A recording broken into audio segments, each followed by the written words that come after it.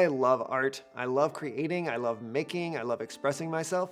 So art allows me to do all of that stuff. I am someone who tinkers with my hands at all times. I have to be making something. So art allows me to make things. Also, art allows me to express myself and explain things in a way that maybe I couldn't with my words. I'm able to make something and show something to someone where they're able to understand what I'm trying to get across visually without me ever having to say a thing to them.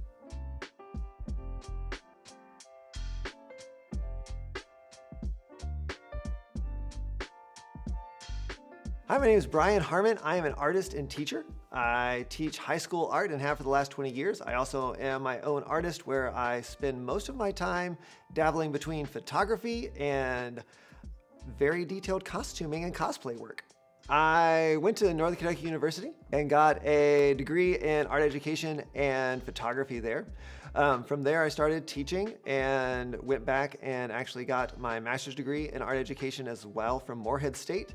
And then eventually I went back to UC's DAP program and finished with an MFA in photography and media studies.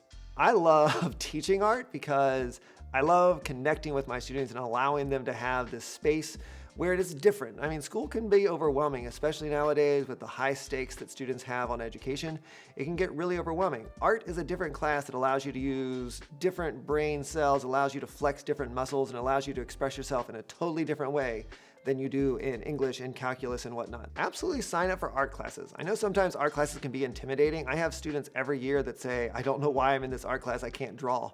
And I would say art is learnable. Art can be learned. I can teach you. I always tell my students, if you're willing to learn, I can teach you how to be an artist. So don't think that just because you have spent your elementary career maybe not pursuing art, that you can't suddenly decide that you really like art. Art can be taught, art can be learned, art can be explored at any age. With my students in class, very often they are scared to try something because they know they're going to be bad at it. And I always tell them the worst that can happen is you're going to make ugly art and you're going to learn from it and then we'll make better art after that. So allowing myself to fail and allowing myself to just flounder and allowing myself to sew something completely wrong so then I know where the seam is supposed to be and rip it out and try again. I wish I would have embraced failure sooner on my artistic journey. So I am a trained photographer. I have 3 degrees in photography, but I teach photography at school a lot. And so when I go home on my own, I don't like to do it that much. So I fell into doing something different. I started in the costume and cosplay community about 5 or 6 years ago.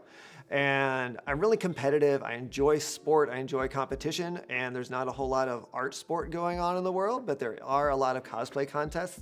So I got into it for that. And since then, I have been making elaborate costumes that I compete in around the country. One thing that was kind of odd for me in my artistic journey is I used to keep my fine art and my costume art as 2 separate worlds that they never met. I had my photography and my drawing and my painting, and over here I had my pixel art and my costumes, and they were 2 different things.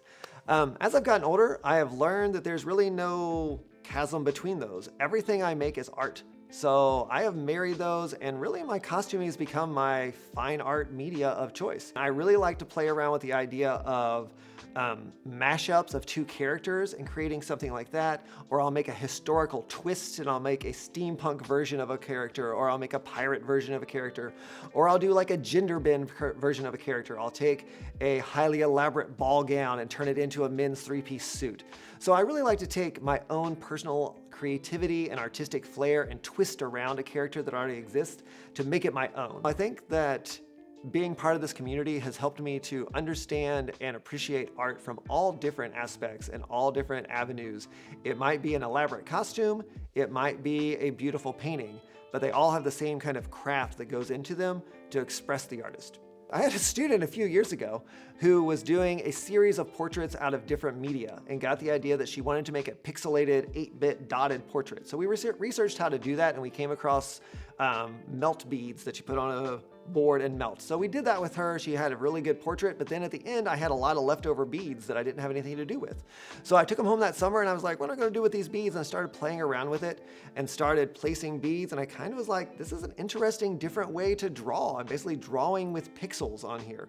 So I played around with that and kind of fell into the pixel art world.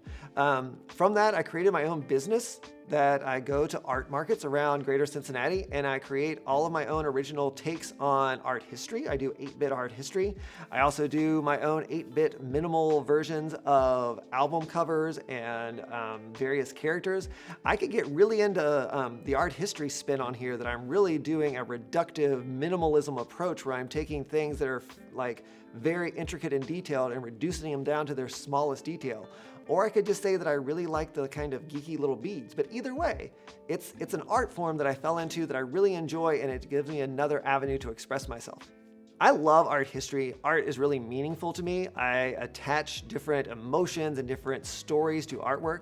So one time in particular, I took students on a spring break field trip to New York City, and I told them we're going to see some of the artwork that you learned about only on the page in real life. And translating something from just a page in a book onto a wall, it's totally different. It's like meeting someone in person that you've only talked to on the phone. When I see an artwork in person, what makes it so much different is that I see the hand that made it. When I see an artwork in a book, it is a reproduction. It's flat, it is just on the page. It's nice, but it's not the same. When I see Van Gogh's Starry Night in person, I can see that thick paint. I can see the hand that made it. I can look at those brush strokes that pulled that paint up, and I can think about the emotion he was feeling, and knowing that no one was going to appreciate his work at the time, but he was still going to make it, and he was going to slap that paint on there thick and pull it off. It's not just an artwork, it's not just a painting, it is a human expression hanging on the wall. I think the biggest thing I want people to know about art is that it's not just pretty, it's not just to decorate walls. Art is a language that we can use to understand each other and to express ourselves better to each other if you just take the time to really get into it and understand what the artist is trying to say.